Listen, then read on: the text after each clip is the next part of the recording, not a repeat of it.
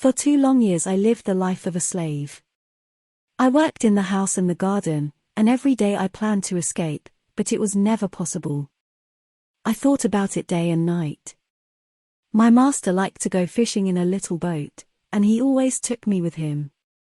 A man called Molly, and a young boy also went with us. One day my master said to us, "Some of my friends want to go fishing tomorrow. Get the boat ready."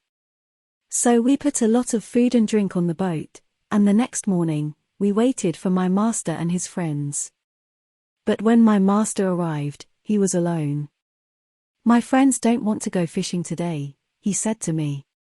"But you go with Molly and the boy, and catch some fish for our supper tonight." "Yes, master," I answered quietly, but inside I was excited. "Perhaps now I can escape," I said to myself. My master went back to his friends and we took the boat out to sea. For a time we fished quietly, and then I moved carefully behind Molly and knocked him into the water. "Swim!" I cried. "Swim to the shore." My master liked to shoot seabirds, and so there were guns on the boat. Quickly, I took one of these guns.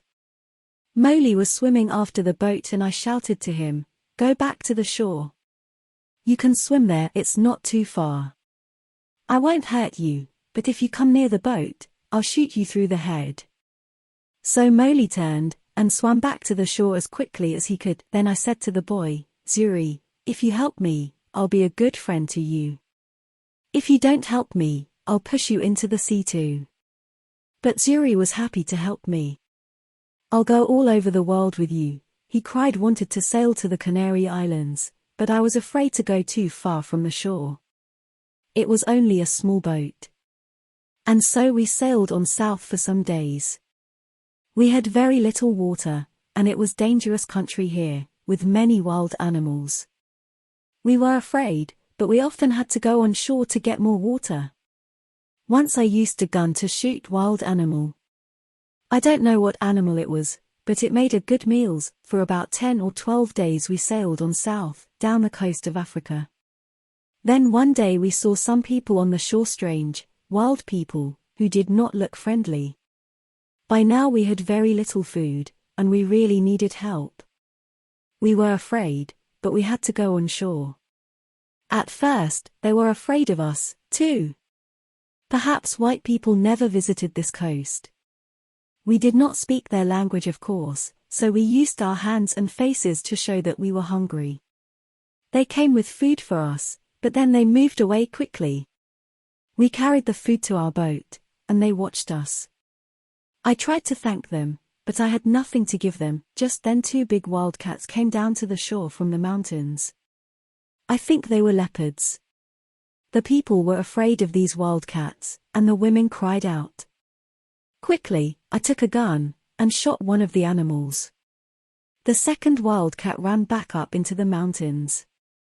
Guns were new to these African people, and they were afraid of the loud noise and the smoke. But they were happy about the dead wildcat.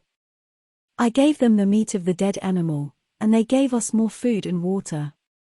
We now had a lot of food and water, and we sailed on. 11 days later we came near the Cape Verde Islands. We could see them, but we couldn't get near because there was no wind. We waited. Suddenly Zuri called to me, "Look, a ship." He was right.